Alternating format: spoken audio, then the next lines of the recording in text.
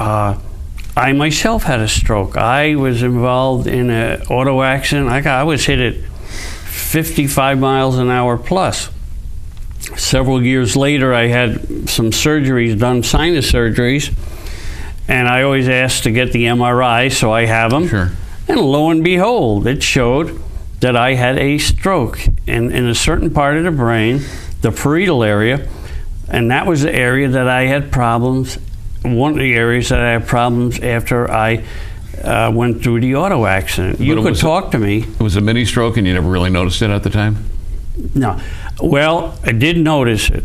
And what I was going to say is, you could talk to me and I would say, Joe, I'm hearing you, but I can't talk back. I'd have to preface before we get down in a conversation. Okay. So I need more response time.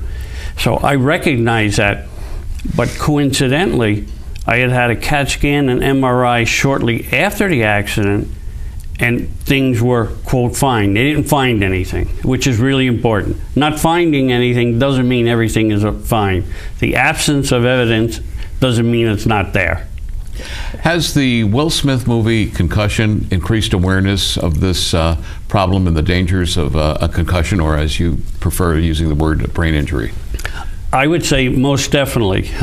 Just with the number of commercials that they have been running up to the showing of the movie is remarkable. More people are talking about it, but I still think they lack fundamental, accurate knowledge. And that's the problem. That they have been giving, I think, deliberate misinformation by certain organizations which have muddied the waters with people understanding. And as one colleague who's a doctor said, Don, it's not only top to bottom here, it goes bottom up too. You got some parents who don't want to hear it, and they want to live the glory years through their son. And in fact, you're probably familiar with the two researchers, Simon and Garfunkel. And in their Boxer song, they talk about people hear what they want to hear and disregard the rest. So that's what's happening too. Little musical mention. What about soccer? There are head injuries there as well, right? Yes, yes. Soccer, I haven't talked much on soccer because I'm dealing with an issue with football right now, as I mentioned in Syracuse, from a viewpoint of it's gotten a lot more notoriety. A SU quarterback was injured and suspected of having 3 concussions, brain injuries this year. And what's happening with some of the mumbo jumbo that they talk about, someone had an upper body injury. They have concussion-like symptoms. So this is empty verbiage that really isn't there. But soccer, what I find typically when people ask me a question on soccer, they'll ask about heading. No question about heading. They're cutting down on heading, aren't they? For certain ages, but that's arbitrary. Set. Okay. This is the problem. It's like saying people shouldn't play football till 14. We got to start asking, where's the scientific basis for you choosing that age level? We're not asking that question. When research comes out, we should be saying, okay, who paid for the research? Okay, how are the subjects selected? What are the findings? You find people are on the payroll of individuals looking for the science. They're buying science. When I did my dissertation, coincidentally, they had a wonderful article, editorial cartoon, and they talked about, okay, this guy goes knocking on the door of the scientific laboratory, and he goes, I want to buy some of your science. And he said, it's not done that way. Well, what do you mean? He said, I just went to another place and I bought all the research I wanted so I could turn it into policy so I could make more money. He said, that's what I think research is. You're telling me it's different? I had breakfast with a friend about 8 or 9 months ago, and we were talking about this subject. And she doesn't want her son playing football, but he plays a lot of soccer. And I said, well, you know, I understand that's equally as dangerous. And I talked about the headers, and she was like, well. And you said something to me the other day when we were talking. It seems to be socially acceptable to get a head injury playing soccer, or at least more socially acceptable than as to get a head injury playing football. We want to elaborate on that. Okay, I think because heading the ball is such an integral part of soccer, and people go, wow, look at that move. That again, they're not critically questioning what's really happening. I mean, when the head is going like that, the brain is moving. And one of the problems that isn't talked about that the movie discusses, concussion movie, are what's called subconcussive blows. And what that means is your brain is being damaged, but you're not getting a concussion. And my hunch is probably people are getting a concussion sometimes. It's just not picked up. The brain injury is occurring. But soccer isn't just heading. Close by me, when I was just started my dissertation, 2 college teams were playing soccer. Bam, their heads collided. One was flat out for 40 minutes, had to be rushed to the emergency room, had brain surgery. The referees, who I happen to know personally, said, Don, it was the worst collision I've ever seen. And so you have the body collisions, and you don't have to hit the head. It could be the whiplash effect. It's like, like this, sure. The sudden jolt. When you have things on the dashboard, Sure. Well, your brain's doing that same thing in your head. And the soccer ref said, Don, I played soccer. My vision became impaired.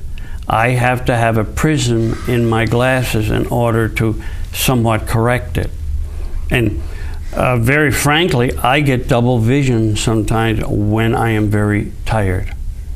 And that's believed to be tied into the auto accident also. Why do you think soccer has become so popular? And to a degree, it seems to be replacing football in popularity. Well, at least in schools. I think if you get the big picture, soccer's the most played sport in the world. All right. So that's you have that influence there. And I think people think it's safer. And realistically, I think we got to get rid of that word safer and say it's dangerous. But then this is where it's the creative marketing PR of saying, well, this is now safer. Well, if it's so safer, why are people dying? Well, there's only a few people dying. Well, I don't know, but I think one death is maybe way too much when we're talking about the opposite of, gee, sports creates physical health. That's pure nonsense. But in this, people aren't informed of the injuries. What can happen? Someone can slip on the ground in soccer, get kicked in the head. They were going for the ball, someone else is coming, they miss the ball, they whack their head. People have died from goalposts hitting them. So you can have collisions, being kicked, heading the ball, and heading each other's head. Isn't it the responsibility of the schools to alert students that want to participate in the sport as to the dangers of sport, or are the students and the parents expected to learn that on their own? That's an interesting question. When I was doing my dissertation, if you check the state guidelines for physical education, they talk about students are supposed to be informed by representatives of the school of the risks and benefits of any sport. That's not being done. In fact, about a week ago, Dr. Miles and a colleague out of Minnesota came out with an article going against the American Academy of Pediatrics. The American Academy of Pediatrics supported football to a degree. Now, back in the 50s, they said it should be banned. One of the writers gets funding from a large organization. There's a major concern about conflict of interest there. That, again, back to, can science be influenced by certain parties? And we all know that. That's surprising also. I understand that some sporting companies are getting out of, or starting to pull out of the field of making equipment for football games or soccer. Yeah, no question. I can remember, boy, I was taking some sociology of sports classes 10 years ago when I was 20. And they were talking then about companies being afraid of being sued because the helmets didn't do everything someone thought. And with our society becoming more, can we get some money out of this? How can we sue? That companies started dropping certain helmets. And part of the problem was, too, you'll see these claims. You have snake oil medicine people still saying we're going to reduce concussions by this, that, and the other thing. And boy, once you see that, you gotta put your nose up onto fine tuning to me and say, where's your research to support that? Tyson Fury, the current world heavyweight boxing title holder, says he's going to be as charismatic as Muhammad Ali. However, if you look at Muhammad Ali today, and it's been quite a few years since he was charismatic in the original Muhammad Ali, and sure, the term punch drunk comes to mind. Yeah. In 1928, Dr. Martlin had an article appear in the Journal of American Medical Association, JAMA, and it was called Punch Drunk. And what I tell people about symptoms of concussions, brain injuries, you know them. Just transfer that knowledge from a different field. For example, concussions are similar to someone being drunk. You can have memory problems, blackout problems, hand-eye coordination problems, speech problems, double vision problems, all your senses, because it's the brain. It's still the same brain. And so with Muhammad Ali, I can remember I did a boxing paper in the late 1980s. In fact, my paper, I never realized that at the time, it's one of the first papers to talk about we should do baseline testing on athletes of their neuropsychological functions. In case they get injured, we have comparative data. It's like when you get 40, your doctor says, okay, let's start getting data on a more regular basis so we can see any changes. So we'll have your yearly physical. But with the punch drunk, because people acted like they were drunk. But Martlin also talked about, interesting enough, he talked about subconcussive blows along with concussive blows. And then, coincidentally, he added on about some football in some later interviews, that it's not only boxing, but could be football. And another author in 1936 had an article called Punch Drunk too. But he was much more specific and said, I believe this brain injury can also be applied to football players. And this is why, when you start seeing this accumulation of research, the information is out there, but people haven't looked for it. Seek and you will find. And when the NFL or NCAA or people say, well, we didn't know about it. The way the NFL dealt with it in the 90s was, this is journalistic hysteria. They had a doctor who became known as Dr. No. And excuse me a second, I need some water. Well, one thing, we're just about out of time. Dr. Donald Brady of Northeast Medical Center in Syracuse, how can folks get in touch with you and get more information on brain injuries? Okay, you can check out my website. And what is your website address? Okay, yep, thank you.